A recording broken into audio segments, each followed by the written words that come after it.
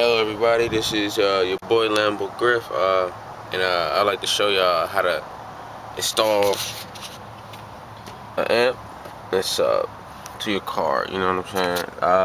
It's not really that hard, and for all y'all bass junkies out there that know this stuff, I know this is just a little Explode 1000-watt amp. This is, for one, it's a starter amp, and you know what I'm saying, it's something that I already had, so I'm just going to use this joint to power this joint. Now note, this joint can handle 500 watts RMS, and this is only pushing out 340 watts RMS at peak. And RMS basically means continuous power, and this handles 500 watts of continuous power. It peaks out at 1200, I believe, and this one is only 1000 watts. 1000 watts. But yeah, a couple tools you're gonna need though. Is you're gonna need, of course, a flathead,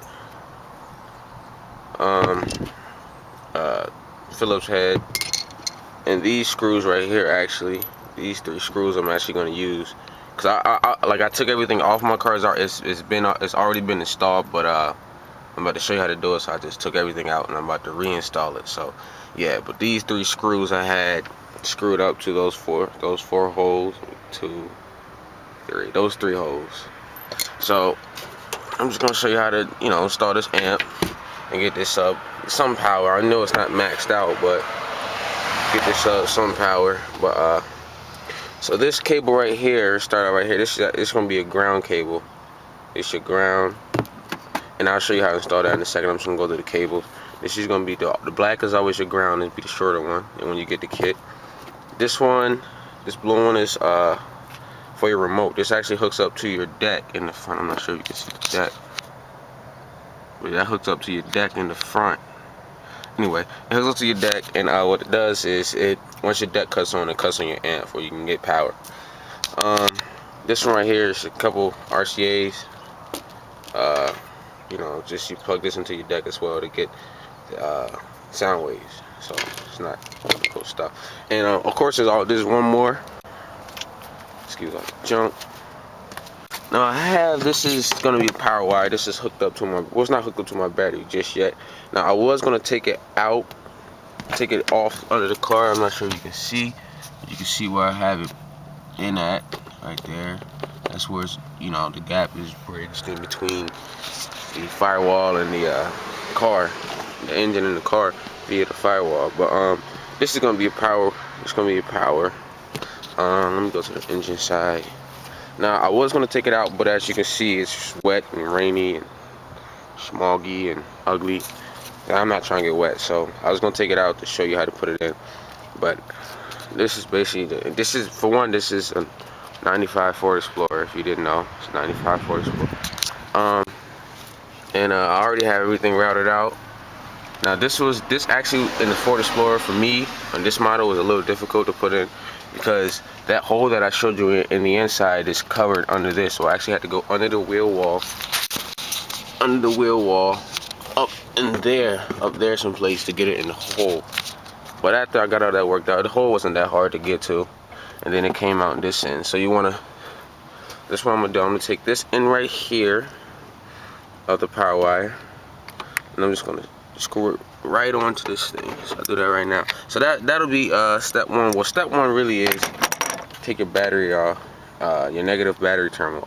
Always when you're doing car or anything, you always unplug your negative battery terminal first and put it on last. You always want to have your positive battery terminal on or off when you installing anything. So, but what we're gonna do is I'm gonna unscrew this one, because these are actually aftermarket terminals, because believe it or not, this truck was sitting in one spot for 2 years, and it hasn't been running. So the terminals were actually, when I got it, they had no terminals on it. Some guy stole the battery, because I'm from South Carolina. Some guy actually stole the battery. But anyway, what you're gonna do is you're gonna see how it screws that off. If you have the aftermarket terminal, you can actually, I figured this is easier for mine because this came with this ring right here. But if you don't have that, you can just you can take the ring off, and if you can see you probably can't see it, but you can see the gold copper wire slip it in like how these copper wires are slipped in, and it'll work fine. Just make sure it's tight and it's secure. But for me, since I have this terminal, I'm just gonna slip the screw inside the terminal as well, as seen. I'm just gonna screw it on there.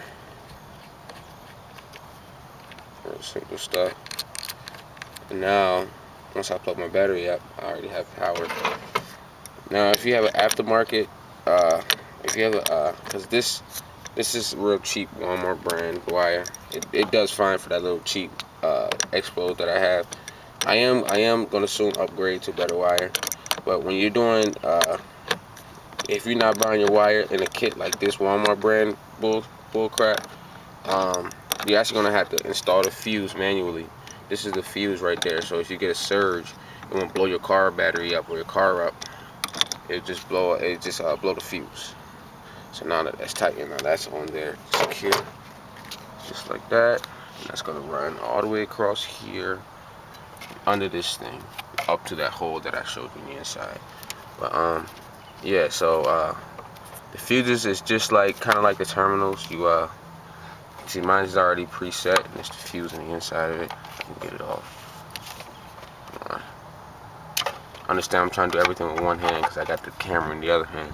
This is the fuse right here. I think this is I think it's an 80 watt. I'm not sure fuse, but I know it's pretty thick. But yeah, if you get it and it's not you don't have, and it doesn't have the fuse in between, you got to install the fuse manually, which is not hard at all. But yeah, for the meantime, that's basically it with that. You just make sure this is screwed into the positive lead terminal. Remember, make sure your negative lead is unplugged. I'm gonna keep that unplugged till we're done, and that's basically it for the engine part of it. Go back around. Now, remember, it's threaded through that hole right there. If you can see it, let me move this wire out the way. It's threaded through that hole, and I just keep the wire unplugged. I don't even bother it. So now what we do is we take off this faceplate right here. That was easy because I already had it preset, pre-taken off, and we're just gonna route it. Now remember, I'm trying to do everything with one hand, so it's kind of difficult.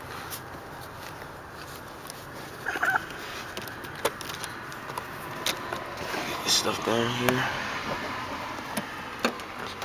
and after I route this, I'll be back with part 2. I don't think all you gotta do is route it under the carpet, it's along the seams of your carpet, and I actually have back piece of this right here. This right here that goes on top of that, and I'll show you. I have everything back together. So I'm gonna do this real quick, and yeah, you'll see. So yeah, cool.